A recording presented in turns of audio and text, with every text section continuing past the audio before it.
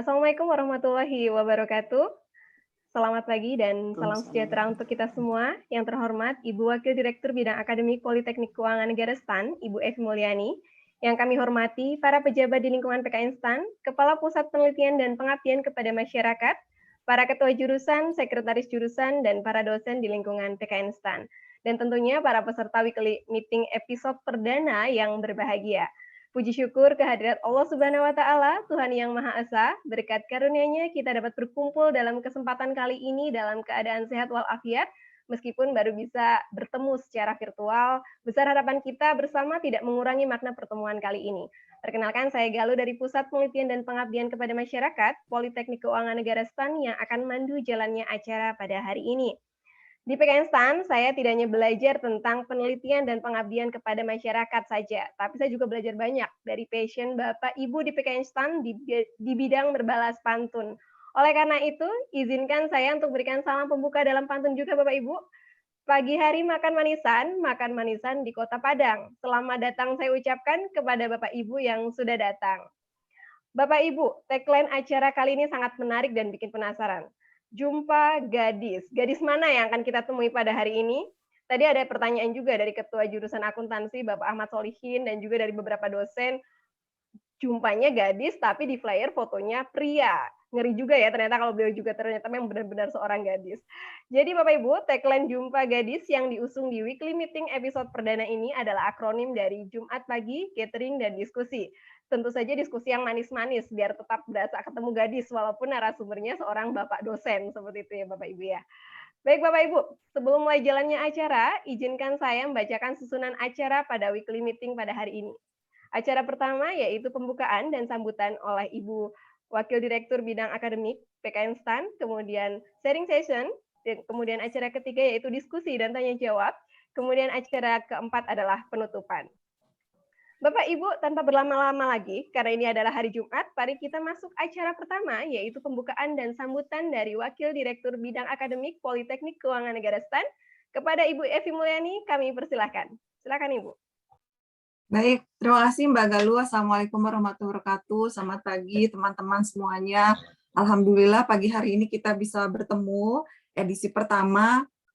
Ini weekly meeting atau weekly talk, weekly sharing gitu ya. Nanti kita coba samakan ininya supaya memang konsisten lah gitu namanya. Meskipun ini memang forum yang niatannya ini milik kita semua gitu ya. Sebetulnya milik Bapak dosen gitu yang kita siapkan untuk semi formal lah gitu ya, tidak formal yang kayak serem-serem gitu, tapi juga memang ada kebermanfaatan tentunya, intinya untuk sharing gitu ya, sesi sharing.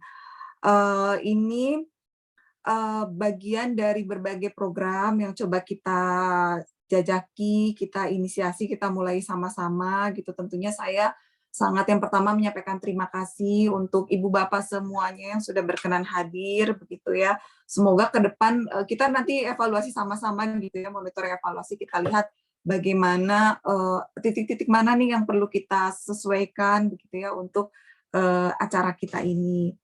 Lalu terima kasih dan apresiasi ini kepada Pak Christian Agung, kepada Pak Adet yang nanti akan memoderati juga. Pak Christian Agung nanti akan share dengan kita.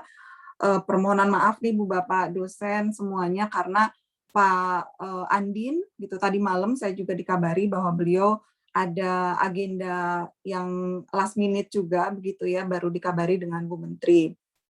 Semoga kehadiran beliau nanti kita bisa jadwalkan kembali di kemudian hari. Tetapi saya berkeyakinan dan optimis bahwa dengan kehadiran Pak Agung nih pada edisi pertama ini bisa memotivasi kita semua nanti untuk saling sharing. Ini tidak ada nanti saya kira kita sepakati tidak ada pretensi untuk menjudge atau apa ya hal-hal yang memang mendemotivasi, tapi ini untuk sesi kita saling memotivasi gitu ya, saling diskusi, saling motivasi. Dalam perjalanan ke depan gitu, dalam list kita sudah ada beberapa juga teman-teman akademisi dari beberapa perguruan tinggi dalam dan luar negeri, tapi luar negerinya juga orang Indonesia yang berkarya di luar begitu. Kemudian juga ada teman-teman dari industri, nanti kita akan siapkan juga untuk jadwalnya sehingga seimbang. Saya kira ini akan menjadi sarana dari ibu bapak dosen dulu yang utama, nanti kita seling-seling begitu, itu yang ada dalam pemikiran saya. Tentu kesempatan ini juga kesempatan yang baik, saya kira semoga kita bisa berjalan bersama untuk berbagi karya teman-teman ibu bapak dosen, yang tentunya nanti ketika kita sampaikan progresnya pun ke pimpinan eselon 1 atau ke Pak Wamen, ini adalah hasil karya ibu bapak semuanya gitu.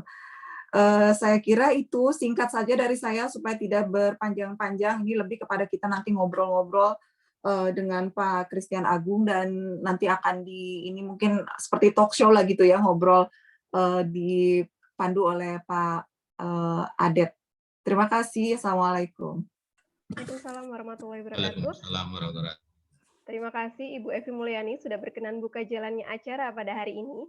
Memasuki acara inti yaitu sharing session terkait pengalaman riset. Seperti kita ketahui bersama, awalnya yang akan berbagi pengalaman pada kesempatan kali ini adalah Bapak Kepala Badan, namun karena beliau ada agenda lain yang mendesak sehingga untuk kesempatan kali ini beliau belum bisa bergabung dengan kita semua.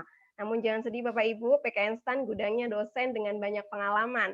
Nah, pada kesempatan kali ini kita sudah mengundang Bapak Christian Agung Prastyo, dosen dari jurusan pajak, untuk melakukan sharing terkait pengalaman riset beliau. Dan pada kesempatan kali ini akan dimoderatori juga oleh Bapak Dian Aditya Safitra, dosen dari jurusan pajak. Sebelumnya kita sapa-sapa dulu. Selamat pagi Pak Agung, selamat pagi Pak Adet. Selamat pagi Mbak. Ya, sehat ya Pak ya?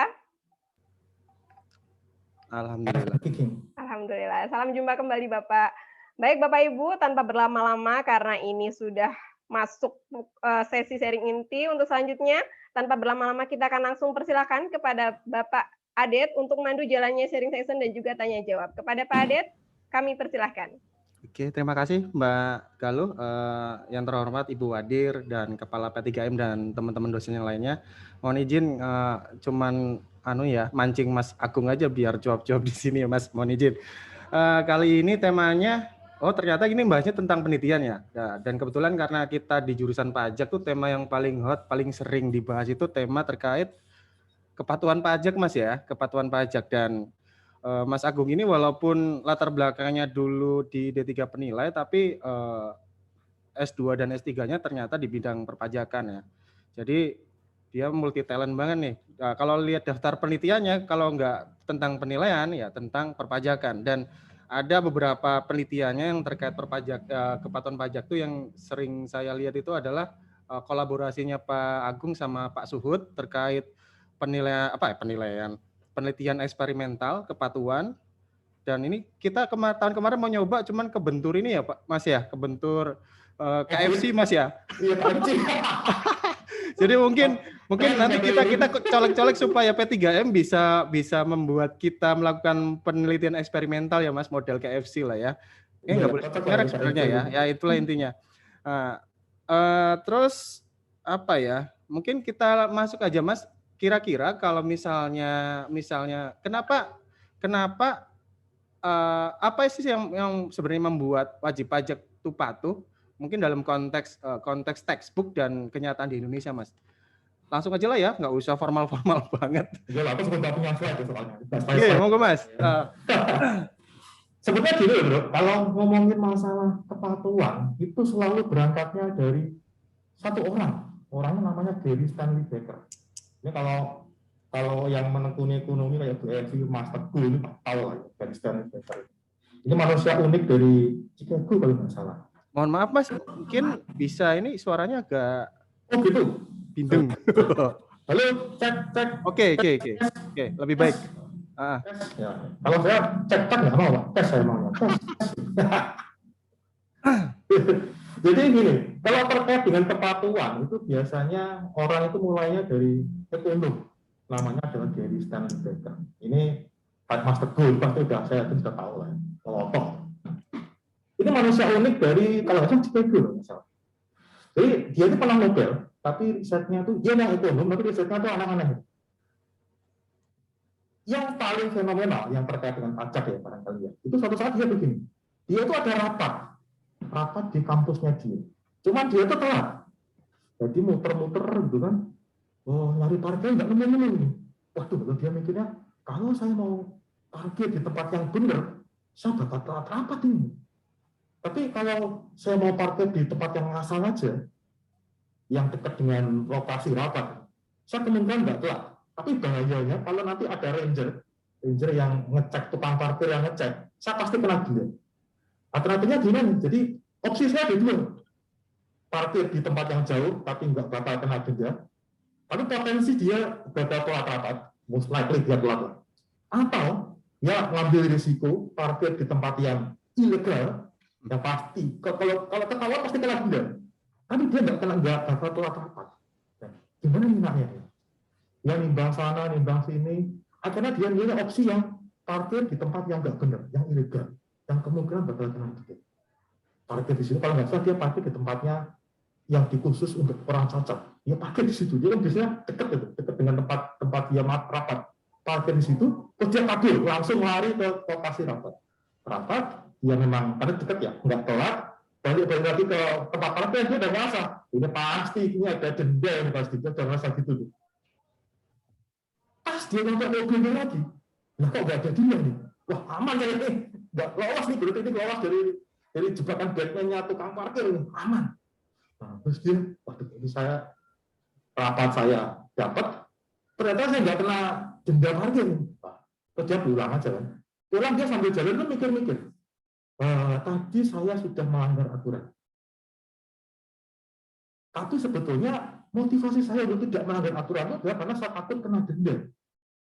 Kena denda. Ketangkep tukang parkir, ranger itu, terus dipasangi stiker tilang. Wah ini kan bahaya. Motivasi patuh dia itu. Jadi dia mikir begini, kalau begitu, orang itu bakal patuh pada aturan kalau yang pertama, denda. Nah, jadi bisa diterjemahkan sebagai sanksi.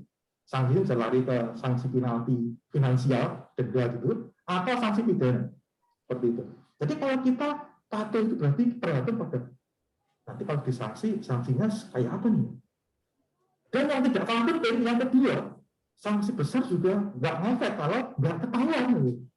Ya, tadi kan dia ternyata parkir di tempat yang ilegal juga nggak masalah, kan? Nggak ketahuan, ya. Nggak ada yang denda juga kan gitu. Betul nggak? Betul nggak? Iya. Dia akhirnya mikirnya kan, tadi saya nggak ketahuan, walaupun saya tahu ada sanksinya, tapi saya nggak ketahuan, ya nggak masalah kan. Berarti kalau begitu sanksi doang nggak cukup. Yang lebih pentingnya, tidak kalah pentingnya adalah ketahuan atau enggaknya. Nah berarti the supply of crime, ya dia menyebutnya begitu, the supply of crime itu merupakan fungsi dari, bahasa kerennya, merupakan fungsi dari besarnya sanksi penalti itu atau denda atau hukuman penalti. Terus kemudian tergantung juga kepada probability of detection, ketahuan enggaknya. Terus yang ketiga adalah faktor lain-lain, keranjang sampah. Tiga faktor itu sebetulnya. Ya kita begitu. Jadi ketika dia mau melanggar aturan, si Baker kan mikir, risiko saya telat dibayar dengan risiko saya ketahuan, ternyata gedean mana nih? Terus menurut dia kan kayaknya nggak mau jarang ada juru parkir lewat sini, udah tak parkir di sini aja deh. Jadi bagi dia kayaknya benefit dari melanggar aturan itu lebih gede dibandingkan dengan besarnya hukuman kalau dia ketangkep parkir di tempat yang nggak benar. Jadi orang itu begitu. Sebelum manusia itu melanggar aturan, sebelum saya itu lapor SPT nggak benar, sebelum saya itu punya omset 100 juta, tapi saya laporin 60 juta, saya mikir, kalau saya laporin 60 juta, ketahuan nggak sih? Kalau nggak ketahuan, udah saya laporin aja. Ya mungkin teman-teman di sini kan juga banyak yang jualan ya, punya usaha gitu kan. Tapi saya nggak tahu SPT-nya dia KB apa nih, saya nggak tahu kan. Kalau kemudian dia bilang, mending saya nihil aja tuh, nggak pernah diperiksa sama KPP juga. Ya kan begitu Pak. Jadi kan orang itu mikirnya kan begitu. Kalau nggak ketahuan, ya sikat aja kan. Karena cost benefit itu, benefit dari dia melanggar aturan lebih gede dibandingkan dengan cost yang harus dia bayar kalau ketangkap. Kalau ketangkap, lah itu ya. Frasa kalau ketangkap ini loh yang harus kita jadiin pegangan itu. Lalu masalahnya, kalau kita perhatikan di dalam undang-undang perpajakan itu ya, misalkan KUP itu kan isinya kan sanksi gitu kan. Lapor SPT 500.000, nah, itu kan gitu ya, betul ya. SPT-nya nggak benar, wah ini potensi pidana nih kan gitu. Apalagi kenaikan 50%, kenaikan 100% dan seterusnya. Isinya kan selalu begitu, Pak. Betul nggak, Pak Adet? Ini yang mengikuti KUP ini. Waduh, ini sama Pak Sun disuruh buka masker nih. Wah, saya harus timbang-timbang nih. Risiko saya ketularan COVID sama risiko buka masker gedean mana nih kira-kira? Ini di kantor berarti Mas ya? Di kantor ini Mas ya berarti ya? Oh iya, di kantor ini. Oh alah. Oke. Ya, masih jelek nggak suaranya? Cuma apa itu dimasukin mic-nya dimasukin ke mulut? Sebentar. Aduh, ngapalnya gimana? Sebentar. Oh, maklum tahu bulat ya Mas ya, jadi nggak persiapkan. Oke, coba. Mas. Tes. Masih ini sih, tapi lebih baik sih. Mungkin lain kali kita siapin tools khusus kali ya, untuk biar lebih ini. Maklum, ini barang juga barang gratisan semuanya nih. Tes. Oke, udah. Tes jelas ya? Udah. Belum ya katanya? Belum ya? Adi lu di situ, Di. Oke, mungkin dilanjutin nggak apa-apa, Mas? Lanjut ya? Oke ya, masih cek. Nah, itu kan orang mikirnya begitu ya. Kalau saya lapor SPT, harusnya omset saya 100 juta, tapi saya laporin 60 juta aja. Ketahuan nggak sih itu? Orang pajak tahu nggak sih? OR tahu nggak sih? Kalau nggak tahu ya ngapain saya lapor 100 juta? Nah, ini kan kemarin juga rame kan, PPN untuk sembako. Terus kemudian dibilang bahwa, oh yang kena PPN itu yang kelasnya mahal, kayak Wagyu. Tapi kalau daging lokal sih nggak kena. Kalau saya jadi pengusaha, kalau saya jadi tukang jualan daging itu ya, saya jualan Wagyu dan saya jualan daging biasa. Saya mikirnya begini, ini saya punya Wagyu impor dari Australia, ini saya akuin aja daging lokal yang sudah saya nggak lapor ke pajak omset saya kedeteksi kan. Saya bilang aja Wagyu saya Wagyu lokalan kan, tahu ya orang pajak. Atau kalau orang pajak tahu, bisa nggak dia bedain daging lokal sama daging Australia itu bedanya kayak apa ini? Kemungkinan besar sih nggak tahu. Kemungkinan besar sih nggak bisa bedain dia daging. Nah, kalau seperti itu, worth it nggak saya sembunyiin jualan Wagyu saya akuin sebagai jualan daging lokalnya aja. Kayaknya sih worth it kayaknya. Dan gitu loh, Mas. Jadi kan gini, manusia itu makhluk yang rasional. Kan ekonomi itu selalu asumsinya seperti itu ya. Ekonomi itu selalu ngomongnya begitu. Kalau manusia itu adalah makhluk yang rasional. Rasional gimana? Maksudnya jadi selalu mikir cost dan benefitnya dulu. Kan ada analis cost dan benefit analysis ya, CBA kan gitu bahasa kerennya ya. Orang itu selalu mikirnya begitu. Cost sama benefit, untung rugi. Kalau untung ya tak ambil, kalau rugi ya ngapain saya? Mengapa saya sholat berjamaah di masjid? Karena pahalanya 27 kali lipat. Bagaimana kalau saya jamaah di masjid pahalanya sama aja dengan di rumah? Ya saya nggak bakal ke masjid, saya hanya di rumah aja, ngapain saya harus ke masjid? Karena saya mikirnya begitu. Untungnya apa buat saya? Teman saya memberikan istilah anda apa manfaatnya begitu? Nah, gitu Mas. Bahasa kerennya adalah what's in it for me? Nah, itu bahasa kerennya. Ekonomi selalu seperti itu mikirnya. Jadi kalau wajib pajak melihat tidak ada untungnya dia patuh, ya ngapain patuh Mas? Orang jalan di depan rumah saya aja masih bolong-bolong, ya ngapain saya bayar pajak? Nggak ada untungnya apa buat saya? Nah itu selalu seperti itu ya. Makanya dia akan mikirnya cost dan benefit itu, analisisnya seperti itu. Itulah yang langkah awal dari orang itu mengapa dia patuh. Jadi kalau dari kacamata ekonom, dan ini makanya dia diakui juga oleh orang-orang yang hukum. Orang hukum juga mikirnya juga seperti itu. Dia mikirnya dia sanksi aja, kasih aja sanksi. Ya, makanya dia nggak lapor SPT sanksi. Ya, SPT-nya sih nggak benar, nah penalti. Berapa pidana karena berbohong, pidana. Itu apa gizalnya ya? Jadi itu kan mikirnya kan? Itu ya. Terus disebarkan di koran, di sosmed bahwa oh ini ada penyanderaan. Harapannya supaya orang itu patuh. Karena mikirnya adalah cost dan benefit. Nah, kan malu ya, ada tidak pajak ya, malu. Wah, ini Pak Sarul juga komen nih, suaranya nggak jelas. Wah, ya mohon maaf Pak Sarul ya. Ini saya harus mikir risiko buka masker karena harus suara jelas nih saya. Gimana nih?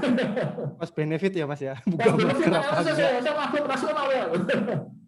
Nggak tahu apakah ini Nah, moga-moga sudah mendingan lah, moga-moga ini. Saya ikuti sarannya Pak Acep, tak masukin ke dalam masker untuk saya.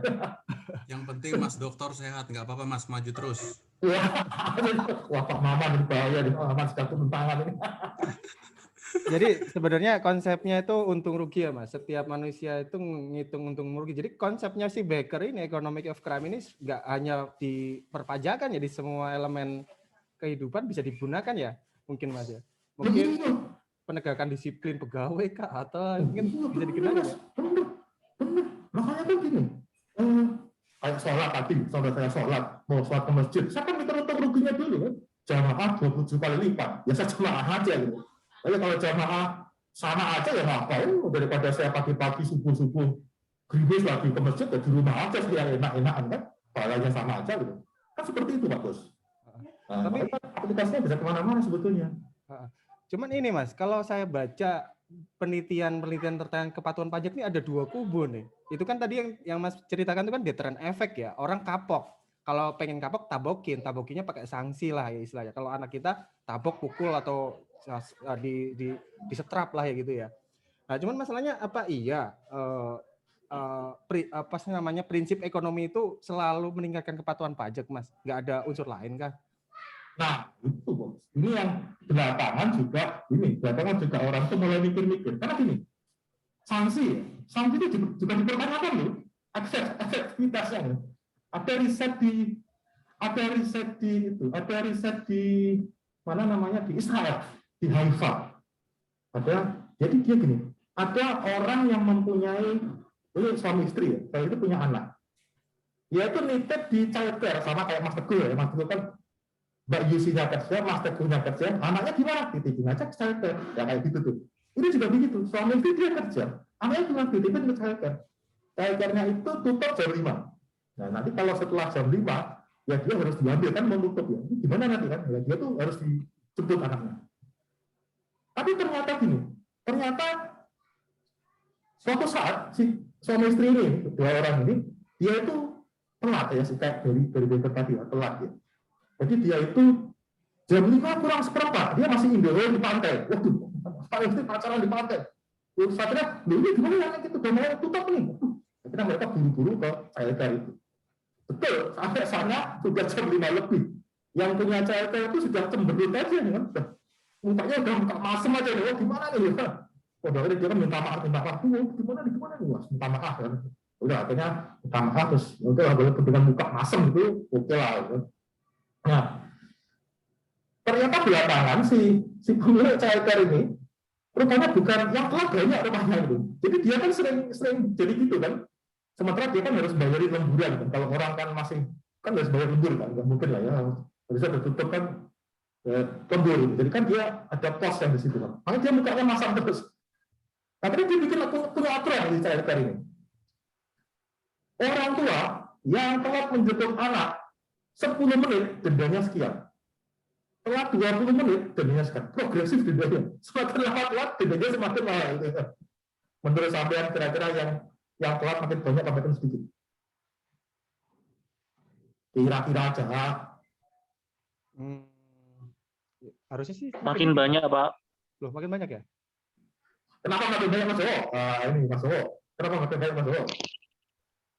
Makin banyak karena apa ya? Ya karena si ibu itu atau si pejabat udah tahu nih kira-kira berapa dia dendanya. Kemudian dia juga bisa membandingkan dengan penghasilan dia ketika dia kerja dengan denda itu, Pak. Mungkin Pak ya? Menariknya di sini. Jadi, nah ini lagi Pak Kusmono buka maskernya. Waduh, saya mikir untuk ruginya Pak. Ini saya di kantor WFO. Kemungkinan saya mengalami COVID ke orang lain. Waduh, ini mohon maaf saya tidak bisa. Saya manusia homo economicus, jadi saya menimbang ruginya lebih gede dibandingkan dengan untungnya.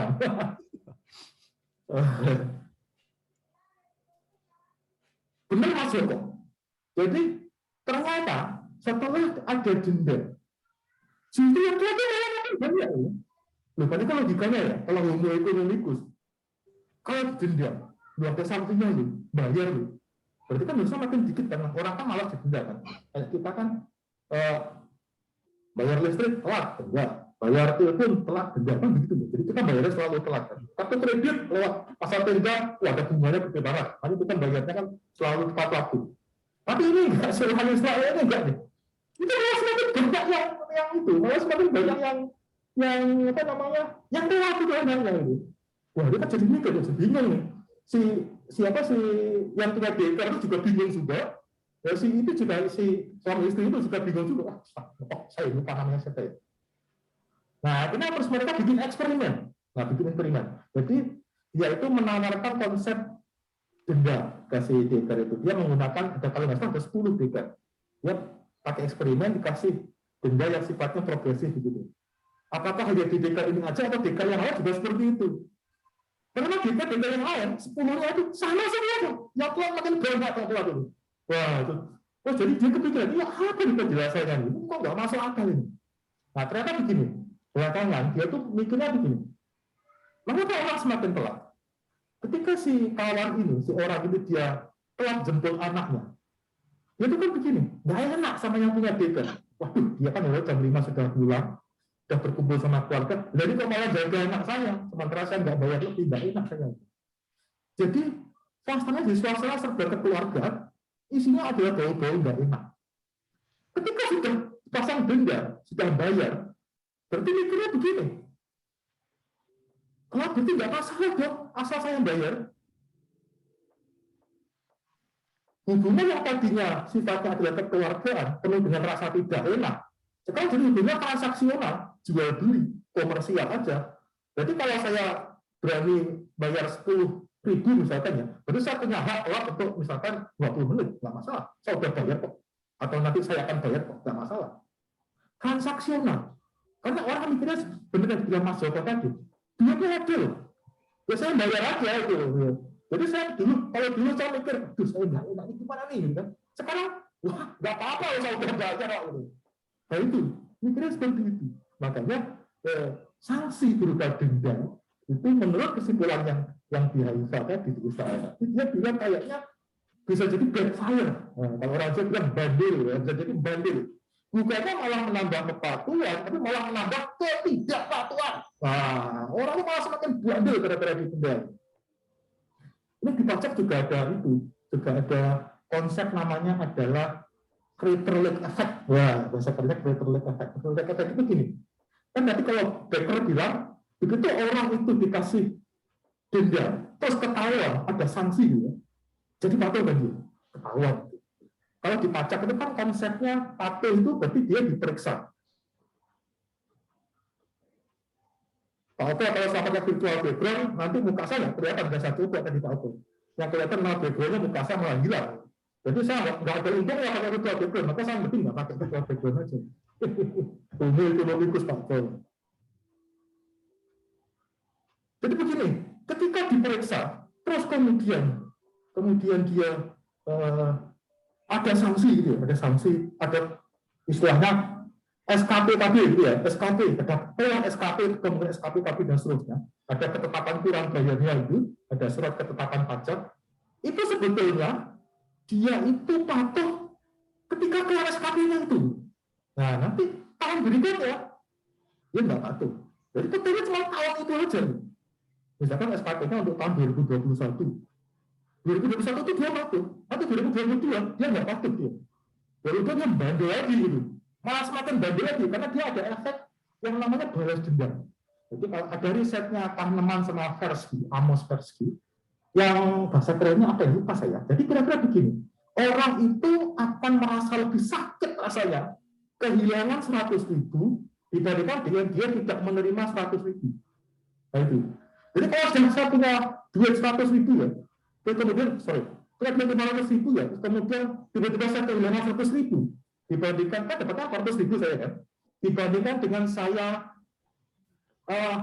dapat 400.000 aja, nah kan berarti saya kehilangan potensi dapat 100.000, dapatnya dia 400.000 gitu.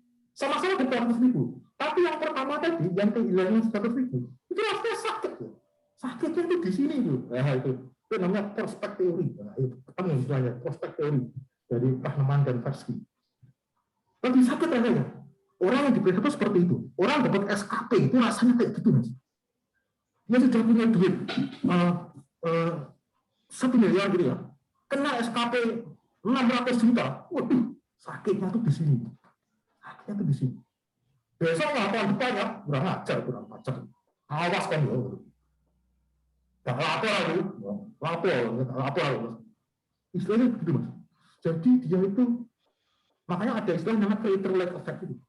Diperiksa yang betul, dia patuh. Pas itu aja. Berikutnya, rasanya balas dendam dia. Nah, itu makanya yang dibilang tadi konsep dari Israel tadi, ketika dibawa ke pajak, jadinya seperti itu. Memang ketika disanksi, bisa membuat patuh. Tapi tidak selamanya begitu. Justru malah kadang-kadang lebih tidak patuh dia. Itu Mas Ade. Jadi ini ya, maksudnya sanksi itu ternyata apalagi yang ini ya, yang kepatuhan OP itu ya, yang cuma 100.000 setahun ya. Itu. Itu mungkin teman-teman di sini mungkin bisa ya tax center atau individu atau kolaborasi, kira-kira sanksi yang 100.000 itu gunanya untuk apa sih? Orang itu kayak gara-gara inflasi kayaknya nggak ada nilainya kali ya sekarang ya. Nah, sekarang gini Mas ya. Kalau misalkan saya taruhlah jualan apa ya, punya kafe lah ya di depan Pakistan gitu ya, punya kafe gitu. Terus kemudian saya didatengin orang pajak, disuruh bayar 1% apa 0,5% dari omset itu ya. Ya mungkin sekarang saya bayar, nanti tahun depan saya nggak bayar lagi. Emang tahu kalau saya nggak bayar, saya tutup aja dulu, saya pindah ke kampung yang lain kan. Aku saya bilang aja, mohon maaf Pak, ini sekolah udah tutup, selesai nih. Pada saat punya usaha yang lain lagi, emang tahu orang pajak. Saya kabur aja itu. Saya jadi mainnya main gelap-gelapan, bahasa kerennya ada underground ekonomi. Tadinya saya sudah muncul, belum saya itu, sembunyi saya, jadi kapal selam lagi. Nggak tahu orang pajak. Nah itu loh, pokoknya ngilang aja saya itu. Nah itu kok, apalagi cuma 100.000 lah. Gitu aja saya, cuma saya giniin aja kan. Gitu loh bos. Sorry, belum kebuka.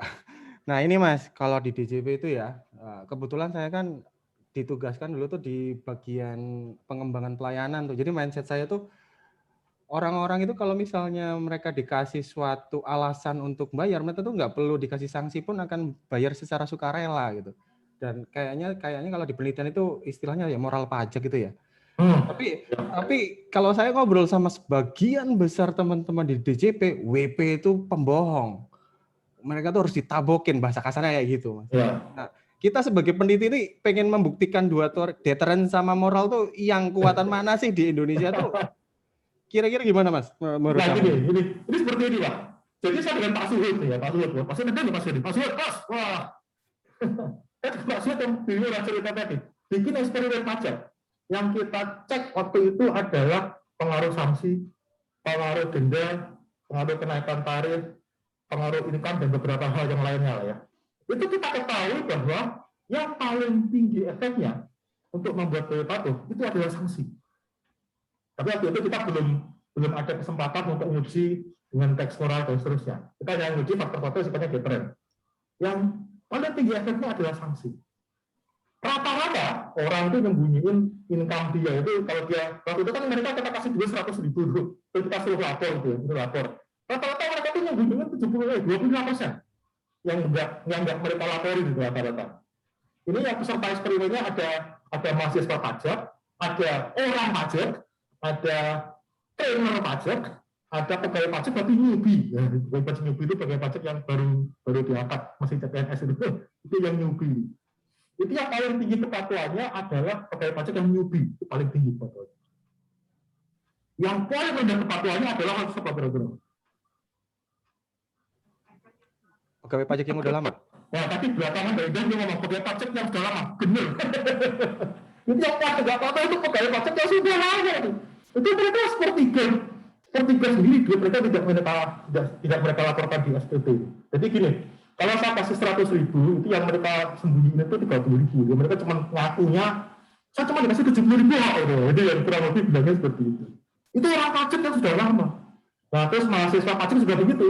Mahasiswa pajak itu juga lebih rendah kepatuhannya dibandingkan dengan mahasiswa bukan pajak. Gitu. Tapi yang paling tinggi tingkat kepatuhannya adalah orang pajak yang baru masuk alias CPNS. Semangatnya masih gede, gilanya itu masih luar biasa ini.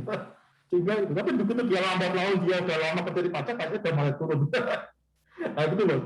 Nah ini kita kan juga, wah itu makanya itu barangkali yang membuat latar belakangnya mengapa kok sebagian orang pajak bilang bahwa itu ketakuin aja, ini bohong semuanya ya,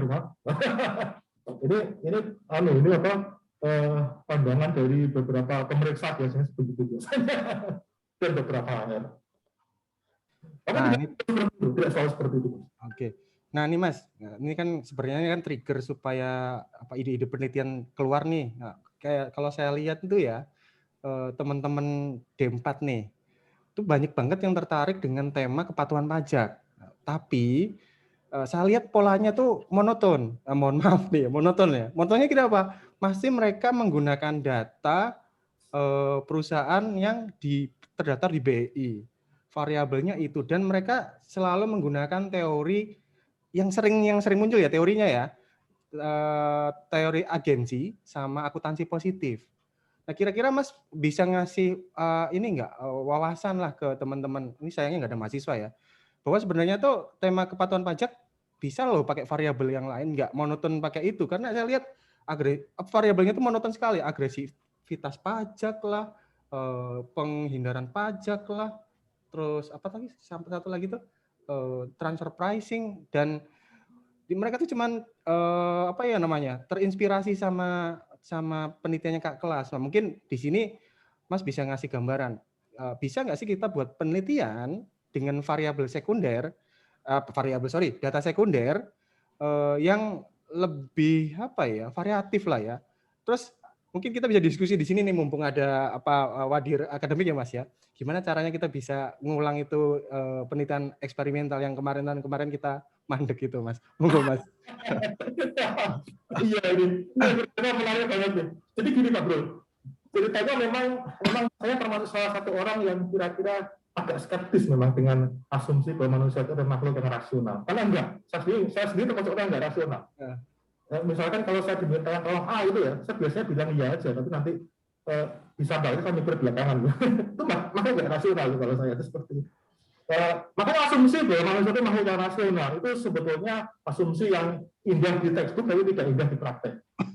Ini nanti adalah seperti ketika Anda melihat film Star Trek, manusia menurut ilmu ekonomi itu ada Mr. Spock itu, yang mukanya datar tanpa emosi dan seterusnya itu. Padahal realitanya manusia itu adalah seperti saya yang senang melihat Mbak Galuh kan pajaknya kan enak dilihat ya, saya suka. Dulu saya suka dengan Mbak Galuh itu ketika naik ke era bareng saya Mbak Galuh dari Tanah Abang, Mbak Galuh apa ini? Wah ini mending di sini Pak, daripada saya diikut kereta cewek, saya ditendali kalau ikut kereta cewek. Wah, karena Mbak Galuh begitu cocok lah. Nah itu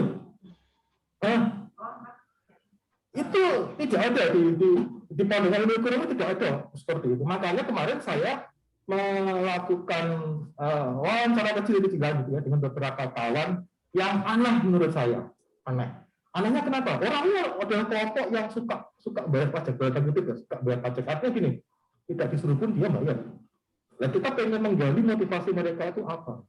Ternyata ada beberapa tema yang bisa kita peroleh dari beberapa obrolan dengan mereka. Salah satu temanya adalah ada semacam kesadaran bahwa bagi mereka bayar pajak itu identik dengan sedekah. Kalau mereka tidak kuat sedekah, itu bayar pajak aja. Karena kalau sedekah di masjid itu kan, yang rasanya kan cuma orang-orang di masjid itu aja. Kalau sedekah misalkan bantu tetangga kanannya atau tetangga kirinya, kan yang rasanya cuma tetangga kanan sama tetangga kirinya. Dan kalau sedekahnya adalah bikin kode billing gitu kan, kode billing, itu yang dapat manfaat adalah seluruh orang Indonesia. Nah itu mikirnya mereka itu seperti itu. Ini saya pikir adalah pola pikir yang aneh, yang unik gitu ya. Sehingga ini berarti memang ada loh orang-orang yang sebetulnya mereka itu mau bayar pajak, tapi motivasinya itu bukan karena dia itu takut pada sanksi atau takut dia diperiksa atau takut bayar denda atau takut kena pidana segala macam, itu enggak. Tapi motivasinya adalah kalau saya bayar pajak, saya sedekah, sudah beramal baik, bermanfaat bagi seluruh orang banyak. Nah itu makanya ini sebetulnya kalau ada yang mau nerusin pakai eksperimen, keren banget. Bayangan saya begini. Nah, salah satu efek yang saya temukan ketika saya kerja di Serpong itu kan waktu itu saya melakukan sensus pajak nasional. Mungkin zaman dulu masih ingat ya. SPM itu kita grupuk nol. Nah itu kadang-kadang yang saya temukan adalah lupa itu sebelah saya nggak didatengin, kok saya pesan buat datengin itu. Yang itu. Berarti apa? Pion itu ada pengaruhnya. Rekan sejawat, tetangga itu ada pengaruhnya. Nah sekarang kalau misalnya kita bisa bikin eksperimen gitu ya, yang satu orang itu satu kelompok bukan, kita pilih taruhlah berapa, mungkin 100 orang itu ya, satu orang itu kita bikin 2 kelompok, kita assign secara random, yang kelompok pertama kita expose dengan peer yang isinya adalah patuh pajak itu baik dan seterusnya. Terus peer kelompok yang kedua itu kita expose dengan orang-orang yang ngapain bayar pajak mudah lah, bisa masuk bolong-bolong. Dan nanti kita bisa melihat nanti pengaruhnya kepada kepatuhan mereka itu seperti apa. Dan ini lebih enak mas. Jadi kalau Anda buka download datanya di BEI terus kemudian ngitung BPD to tax difference itu kemarin saya pikir wah ini kalau pakai BPD ini kalau banyak finalnya ya nggak bisa kalau nggak bilang begitu. Ya itu keren itu. Jadi kita bikin eksperimen model KFC itu. Ini mohon maaf bagi teman-teman ya, dulu ada ide saya dengan Mas Aden ini untuk bikin eksperimen pakai KFC itu. Jadi begini, idenya ada apa bedanya Mas ya dulu? Kita dulu pakai idenya dulu. 10 tahun yang lalu ya. Tahun lalu Mas ya? Tahun lalu ya itu ya. Enggak cocok itunya, enggak pagu. Kita sulit memasukkan ke pagu itu. Makanya kemarin tempo hari waktu ada masukan terkait keuangan itu mohon direview terkait pagu anggaran ini, pagu anggaran penelitian, karena kita agak kesulitan kalau membuat penelitian eksperimen. Nah, di situ apa ya? Eksperimen kan berarti kita bayar ini ya, bayar kita pakai nominal uang rupiah beneran untuk biar feel-nya si peserta lab-nya itu dapat feel-nya gitu. Cuman agak susah memasukkan. Ya, kita tuh punya ide, kita kasih aja tuh duit untuk beli sembako gitu ya. Iya. Nanti SPJ-nya gimana ini?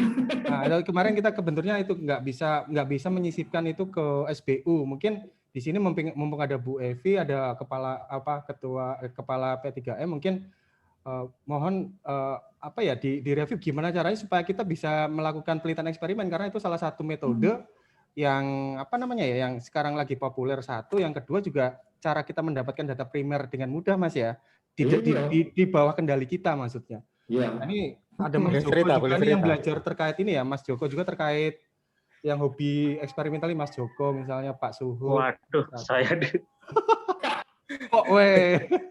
ya itu aja. Oke, ini udah 10:45 Mas. Ya, dikit. Oke, monggo Mas. Tadi dulu itu pernah petang Mas. Kameranya lagi tak umpet ke. Sorry. Alasan. Ini apa namanya? Di tahun 2000 berapa ya? 2012 atau 2000 berapa agak lupa. Cuman Bu Kusnaini itu pernah melakukan eksperimen gitu. Yang pertama kali terkait dengan UMKM lah. Pokoknya yang BDS itu pertama kali dilakukan. Kalau nggak Serpong, Pondok Aren saya lupa. Cuman dia eksperimen gitu. Jadi minta dananya ke BPPK waktu itu. Dan itu memang berhasil. Tapi habis itu memang diomel-omelin sih yang ngasih sih. Memang. Cuman dulu itu pernah ada. Pernah ada di BPPK, pernah untuk penelitian eksperimen itu yang dilakukan Bu Kusnaini. Cuman waktu itu boleh di-share Mas, di omel-omelinya kenapa ya? Aku lali ya. Wah, tanya lagi. Informan nggak lengkap. Aku lalinan. Siap Mas. Terima kasih Mas. Berarti sebenarnya ada yang pernah berhasil, cuman kayaknya diomelinya ini masalah administrasi. Nah, mungkin bisa jadi masukan buat Bu Evi dengan Ketua P3M. Mungkin supaya Bu kita bisa. Terus kebetulan tadi kayak saya lihat di sebelah di jurusan BC mengadakan pertemuan dengan acara dengan Bambang Juanda ya Pak. Profesor Bambang Juanda ya, dia termasuk salah satu orang figur yang sangat populer di salah satu penggagas terkait penelitian eksperimental ini. Mungkin berarti kan kita sudah punya hubungan baik nih sama Pak Bambang nih. mungkin kalau misalnya mau mungkin kita bisa jadikan beliau sebagai dosen pembimbing atau apalah, pembimbing penelitian. Yang pasti Narsum lah. Atau narsum, atau mungkin malah kolaborasi sama beliau mungkin ya, Mas ya. Oke Mas, ini udah 10.47. Kita buka pertanyaan, Mas, diskusi ya, mungkin buat teman-teman yang bukan pertanyaan ya, diskusi. Mungkin teman-teman yang pengen diskusi terkait kepatuhan pajak, tentang apa ya, dipersilakan, monggo. Mau open mic langsung atau raise hand, mana yang nyaman lah buat teman-teman. Nggak ada nih? Kalau nggak saya nodong Mas Joko lagi nih. Ya, tapi gini bro, kemarin itu memang kita kepikiran ketika ada mahasiswa KTTA itu salah satunya di tempat saya, itu waduh ini kuat tuh orangnya nih. Itu ada yang angkat tangan tuh, dari siapa tuh? Pak Kusmono ada, Mas Andri ada. Ada. Oke. Karena di tempat saya yang paling atas ini Mas Andri, silakan Mas Andri open mic, open video biar kelihatan gantengnya. Mas Andri, monggo. Oke, terima kasih Mas Nian. Izin Bu Evi, Pak Agung. Ini saya ingin menanyakan bahwa kita tadi udah banyak menanyakan bahwa mengenai permasalahan penelitian ya. Kan kalau yang untuk yang kita kan di Pekenstan juga salah satunya adalah mendukung institusi lain di eselon 1 di Kementerian Keuangan. Terutama kita yang di jurusan pajak mestinya bisa dapat membantu DJP dalam melakukan suatu kebijakan. Nah, ini selama ini saya lihat kita belum terjalin hubungan tentang data yang dimiliki DJP gitu. Ini data yang dimiliki DJP selama ini belum dimanfaatkan secara maksimal gitu untuk penelitian. Mungkin BKF sudah ya, tapi kayaknya dari segi penelitian dari di Pekenstan ini belum pernah kita pakai gitu. Kita kalau misalnya melakukan penelitian ke DJP kan harus melalui riset yang belum tentu juga prosedurnya nggak gampang ya kita ketahui. Nah, bisa nggak kita melakukan MOU dengan DJP gitu, menggunakan data-data yang ada di sana, yang disamarkan lah, misalnya nanti nama webnya disamarkan. Tapi kan di sana banyak data yang dapat berbicara langsung apabila kita lakukan penelitian, baik itu melalui tools-tools statistik yang ada maupun metode penelitian yang ada gitu. Nah, dari sana kan dapat dihasilkan suatu informasi yang bermanfaat untuk DJP dan keilmuan gitu. Karena di sana kan ada data pelaporan, ada data pembayaran, ada data jenis sektoralnya, gitu. Ada data ketepatan waktunya semua, sanksi-sanksinya, penegakan hukum apa yang sudah dilakukan. Nah kan itu suatu variabel-variabel yang bisa menunjukkan kepatuhan gitu. Nah itu dari situ kita bisa lihat siapa sih sebenarnya web yang patuh itu, apakah yang semakin tinggi penghasilannya itu semakin patuh, apa semakin tinggi itu penghasilannya malah proporsionalnya makin kecil, seperti apa. Ini kita gimana sih caranya supaya untuk lebih mempermudah gitu mengakses data mereka gitu. Mengingat kita ini satu instansi gitu, bukan instansi luar yang punya tendensius lain gitu dalam tanda kutip. Kita murni adalah benar-benar untuk membantu DJP misalnya seperti itu gitu. Karena memang ada kerahasiaan data ya di KUP sendiri ya, kita mengerti itu gitu. Tapi bisa nggak gitu data-data tersebut dikecualikan dengan menghapus data-data yang bersifat pribadi bersifat yang langsung menuju ke WP tersebut. Kan kita yang butuhkan hanya angka-angkanya aja. Dengan data nama WP itu bisa disamarkan, dan NPWP bisa disamarkan, dan lain-lain seperti itu.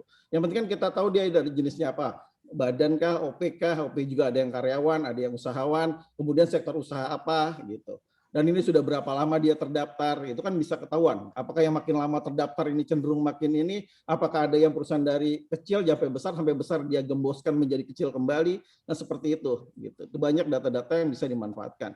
Ya itu aja sih kalau pendapat saya gitu, sayang gitu data-data tersebut kalau ada tapi didiamkan aja gitu. Terima kasih Pak Ade. Ya, Mas Andri, berarti intinya kalau bisa lembaga colek-colek DJP, ayolah buat penelitian bareng gitu ya. Buka DJP.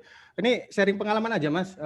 Dulu kebetulan tadi saya ngambil datanya si DJP ini. Sebenarnya bisa dihilangkan. Yang namanya database-nya mereka itu ternyata punya ID WP namanya. Jadi kita cuma dikasih ID WP, nggak ada NPWP, nggak ada nama. Nah sebenarnya itu udah data bersih ya.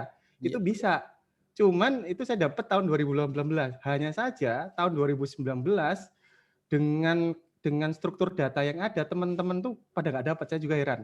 Nah, berarti ini mungkin pendekatannya nggak bisa lewat dosen pakai riset ya, mungkin bantuan dari Pak Direktur, mungkin pendekatan dari Wadir, atau mungkin bahkan dari level atas ya, biar Karena nyolek-nyolek Mas Dian waktu DJP. itu masih pegawai, makanya gampang. Saya juga tuh jadi pegawai sih gampang. Nah, iya. Itu kan kita Betul. tinggal ambil datanya, namanya nggak ada itu gampang. Waktu saya jadi pegawai juga penelitian saya gampang, Pak.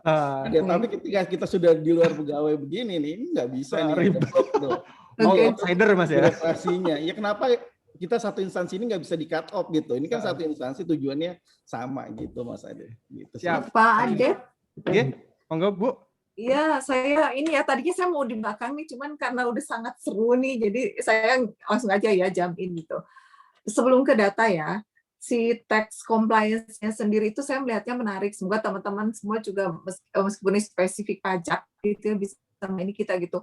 Kalau kita lihat jurnal-jurnal itu kan, saya juga area ini nggak spesifik ke tax gitu ya, ketika saya melakukan bikin paper gitu ya, publikasi di waktu-waktu lalu gitu. Tapi memang kan tax compliance ini sangat menarik. Karena itu kan selalu ya tax compliance itu kapan gitu masalah itu terjadi kan seusia oh gitu, sorry ya. Sudah, semoga inilah itu natural Pak Adet kalau putus-putus nih. Oh gitu. Siap-siap. Nah, semoga nanti membaik sendiri lah gitu nih si koneksinya. Tax compliance kan kapan kok tax compliance itu ada, sejak kapan gitu kan? Sejak tax itu ada gitu. Jadi kan itu memang masalah yang memang sekian lama sehingga memang urgensi untuk kita semakin mendetailkan itu, menggali, menganalisis itu kan memang sangat menarik dan esensial gitu ya. Itu untuk topik kita obrol-obrol tadi gathering dan diskusi pagi ini gitu. Tadi saya nyimak betul tuh diskusi antar para pakarnya taxation gitu ya, dan semoga memang ini teman-teman saya termasuk saya gitu ya, teman-teman semua yang memang area research interest-nya tidak di taxation pun bisa membuka inilah ya, memberikan perspektif gitu ya dari sisi yang khusus ini. Nah, untuk yang experimental research gitu, saya juga sekarang aja ya gitu. Notit tadi kisahnya di masa lalu, dan kalau saya memang sebagaimana saya sampaikan juga ke teman-teman di beberapa obrolan kita sebelumnya, saya ingin memang kita ini ketika bertransform tuh total gitu ya, mengubah kalau misalkan mindset-nya, kemudian administrasi memang masih status quo, yang nggak bisa bertransformasi gitu. Jadi saya ingin semangat kita semua sama, saya begitu gitu. Nanti saya akan follow up untuk yang experimental research seperti apa. Saya ngobrol dulu nanti tentu dengan Pak Ahmad, teman-teman yang lain untuk lebih memperdalam. Saya yakin harusnya itu memang bisa dilakukan. Kalau di akademisi lain itu kan bukan sesuatu yang memang tidak dimungkinkan. Kalau ada kendala-kendala spesifik seperti yang tadi pengalaman di masa lalu, itu yang harusnya saya di manajemen bisa menyelesaikan kendala itu gitu. Jadi saya akan itulah gunanya saya harusnya gitu ya, hadir di tengah teman-teman semua untuk bisa terbaik mungkin gitu berupaya untuk menyelesaikan kendala-kendala tersebut. Jadi nanti saya coba yang itu. Untuk yang data, nah minggu depan secara informal sebetulnya saya sudah bicara nih, tapi tidak hanya DJP, saya sudah bicara dengan DJKN, dengan DJA, dengan BKF juga saya bicara lagi, dengan DJPK, DJP lain-lainnya, untuk bisa kita dapat akses data. Itu informally saya sudah bicara, karena di minggu lalu saya ingat tuh ada teman-teman kan yang juga menyampaikan kendala data gitu ya, kalau pribadi-pribadi kan, dan saya waktu itu sudah sampaikan komitmen saya bahwa saya akan harusnya ini institusi gitu kan. Jadi kalau person by person tentu kan sangat subjektif gitu ya. Dan dari sananya juga kan akan ada kerepotan pastinya gitu menghandle satu persatu, case by case gitu. Dan ini harusnya tanggung jawab institusi untuk membuka itu gitu. Nah, itu saya informal sudah bicara dengan semuanya. Minggu depan, saya udah minta Mbak Nining minggu depan, saya minta tolong dijadwalkan untuk formal bicara dengan masing-masing ini. Nanti saya tentu akan mengajak teman-teman nih dari Ibu Bapak dosen lewat jurusan untuk bisa hadir, sehingga nanti kita bisa juga sampai pada titik apa-apa saja nih gitu yang kita perlukan, dan di sana pun oke, karena tidak konfidensial. Tentu kemarin saya ketika informal kontak dengan teman-teman di unit-unit eselon 1 Kementerian Keuangan, saya sampaikan bahwa kami respect gitu ya, kita respect dengan confidentiality, tetapi tentunya untuk kebermanfaatan gitu, data kan di sana juga kalau tidak diolah gitu ya kan sayang gitu. Kita kaya data tapi nggak diapa-apain gitu. Itu semangatnya insya Allah sudah tersampaikan, dan secara umum di unit-unit eselon 1 yang saya sudah kontak informal itu Oke, nanti kita lihat nih, semoga memang oke-nya itu betul-betul bisa sampai dengan kita dapat data-data tersebut. Itu yang sudah saya coba ini nih gitu, sebagai kan kemarin saya sempat janji juga kan sudah gitu pas ketemu ibu bapak ini gitu, oke data nanti saya yang harus memang sebagai institusi kita harus ini upaya institusi gitu, bukan orang per orang. Nah nanti ibu bapak ya tinggal menggunakan data itu diolah, meskipun nanti terms conditions-nya tentu harus kita bicarakan secara formal minggu depan ya. Itu sedikit ini respon saya karena seru, jadi saya ya ini aja gitu. Semoga ini tersampaikan pesan saya meskipun mungkin koneksi agak ada terdisconnect, semoga sampai ya. Terima kasih. Terima kasih Bu, informasinya sampai kok ke kita, dan kita mengapresiasi Bu karena apa ya, ya salah satu tantangannya penelitian itu ya data sih emang. Nah ini mungkin 3 menit lagi, tapi udah ada Pak Kusmono menunggu. Pak Kusmono, monggo kalau ingin ada yang didiskusikan 1 menit saja sebelum ditutup. Oh ya, baik. Matur nuwun, terima kasih. Ada dua hal yang ingin saya sampaikan. Yang pertama mungkin kita diskusi sebentar dari teman-teman pakarnya ini. Yang kedua terkait dengan evaluasi ke Bu Evi ya Bu. Oke, semester ini saya dapat tugas ngajar upaya hukum pajak. Nah, saya mencoba untuk berpikirnya di luar fiskus ya. Karena teman-teman kan kental banget sebagai fiskus. Karena saya banyak bergaul dengan masyarakat, khususnya para kuasa hukum, bahkan dengan para hakim di pengadilan pajak. Nah, dengan sistem perpajakan pemungutan yang self-assessment itu memang wajib pajak kan dibuka peluang untuk berpikir sendiri, menghitung sendiri, membayar sendiri, sehingga terjadinya sengketa itu besar sekali. Dan dari hasil saya penugasan kepada mahasiswa untuk meneliti, kasus pajak itu luar biasa besarnya. Dan hasilnya sangat mengagetkan. Di JP kalah, banyak yang kalah. Artinya apa? Itu uang yang sudah masuk. Kan sengketa pajak tetap harus bayar pajak berdasarkan pertemuan terakhir ya, yang disepakati. Itu harus bayar lagi bunganya 2%. Dan zaman gini 2% itu besar. Sehingga ya kalau shortfall itu ya mau dimaklumi lah. Nah untuk itu intinya adalah kita harus sinergi. Sinerginya apa? Yaitu berangkat dari filosofi pajak. Itu kan saya selalu menyampaikan kepada mahasiswa bahwa filosofi pajak itu yang utama adalah taxation without law is robbery. Artinya apa? Kamu harus menguasai hukum pajaknya dulu gitu loh. Kamu kalau kerja jadi pajak harus menguasai hukum pajaknya. Karena kamu mengut pajak tanpa aturan itu pungli, rampok. Nah, karena pajak itu menyangkut harta kekayaan, maka kamu harus menguasai hitung-hitungan, kamu harus menguasai akuntansi. Kesan saya berdasarkan masukan dari teman-teman di luar sana, itu pemeriksa pajak itu arogansinya luar biasa. Gitu loh. Sehingga lebih cenderung kalau nggak mau sesuai dengan SKP, SKPKB atau LB gitu ya, ya udah kita keluar aja berantem di luar, dan di luar banyak KO-nya. Nah, gitu kan. Sangat sedih kita gitu dengar ceritanya seperti itu. Dan nilainya kalau sengketa pajak itu kan nggak puluhan juta, nggak ratusan juta, itu miliar. Itu loh. Nah, terus karena ini menyangkut suatu ini compliant tadi, maka mahasiswa saya wajibkan juga harus pandai untuk berkomunikasi. Itu. Jadi 3 hal kompetensi itu yang harus kita sampaikan. Bagaimana ya? Ini mohon tanggapan teman-teman, kalau disetujui, komunikasikan dengan fiskus yang pengambil keputusan saya. Akuntan itu nggak boleh arogan. Anda harus menguasai aturan juga. Tanpa ada komunikasi pun kurang sukses itu, karena harus dikomunikasikan. Kalau sengketa bisa diselesaikan di DJP, nggak perlu keluar dari DJP. Itu yang pertama. Yang kedua, ke Bu Evi. Bu Evi, kemarin kami ini dosen-dosen kan dievaluasi nih Bu. Ya dari pagi sampai sore. Boleh nggak kami tahu hasilnya? Tujuannya apa? Tujuannya apa? Tujuannya Bu, ya, biar kami tahu nih, apa sih kelebihan kami, apa sih kekurangan kami. Ibu kan ingin teman-teman dosen ini punya kompetensi yang oke lah. Kalau merasa kurang, berarti tolong nanti dipenuhi. Kalau lebih, ya tolong di-sharing kepada teman-teman yang lain. Terima kasih. Oke, saya respon sedikit yang terakhir aja Pak Agus. Kalau tadi yang tentang sengketa tuh memang betul kan pengadilan pajak itu kayak kita tuh bisa dikatakan kayak nggak pernah menang gitu lah ya. ke secara umum lah gitu ya. Nah yang kedua tentang evaluasi, saya boleh diinfo, malah saya tuh, saya nggak tahu nih, saya proper nggak ya menyampaikan juga ke teman-teman di sini.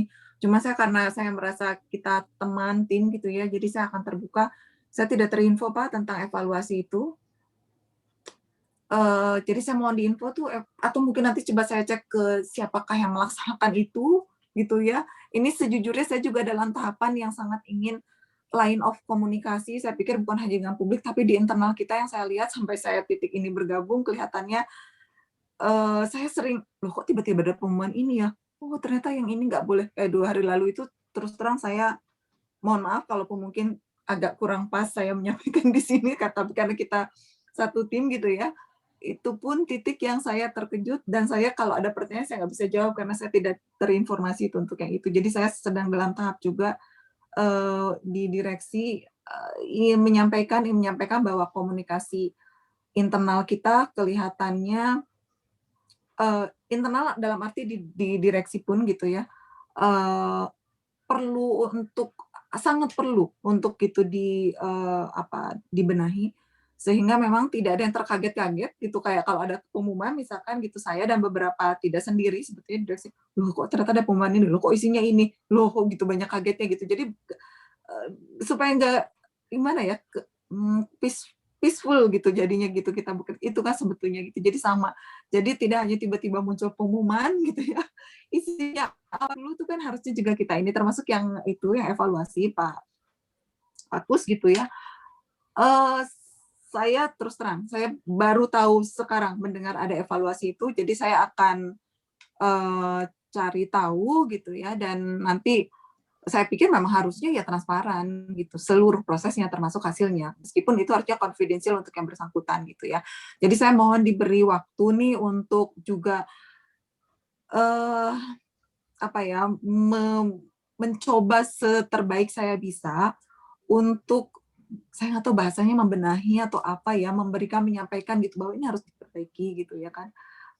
Nggak yang saya aja gitu kaget gitu, loh kok ada ini gitu, loh ini kapan sih bahasnya, loh kok nggak ada beritanya, nggak ada diajak, aduh sorry kalau saya juga jadi terlihat kayak ini gitu, tapi begitulah kondisinya gitu, dan saya sangat ini ke teman-teman, saya udahlah terbuka aja gitu, bahwa titiknya memang pada titik itu dan saya sangat berkomitmen untuk gitu, ya untuk semua ini tuh memang harus di reform gitu.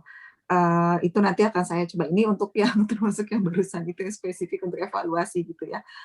Oke, terima kasih infonya ya Pak Kus. Nanti saya ini lagi sama Ibu Bapak bagaimana nih ini saya gitu ya, upaya saya untuk memenuhi yang barusan secara spesifik gitu.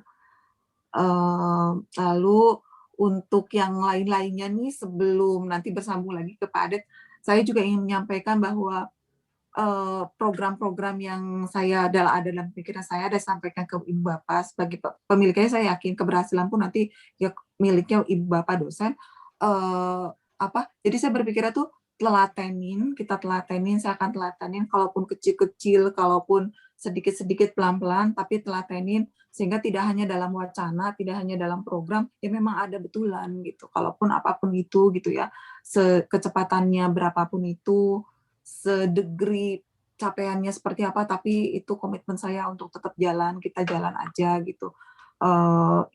Yang jelas saya tidak ingin, ya saya hanya, oh ini kita punya, saya menawarkan ini itu gitu ya, apalagi ke pimpinan saya pikir yang harusnya lebih penting ya, yang dalam real di lapangannya ini gitu, seperti apa kita bisa betul-betul memfasilitasi gitu. Itu Pak Adet dan Pak Kus, sorry ya jadi panjang lagi saya ininya, agak-agak curhat pula. Terima kasih.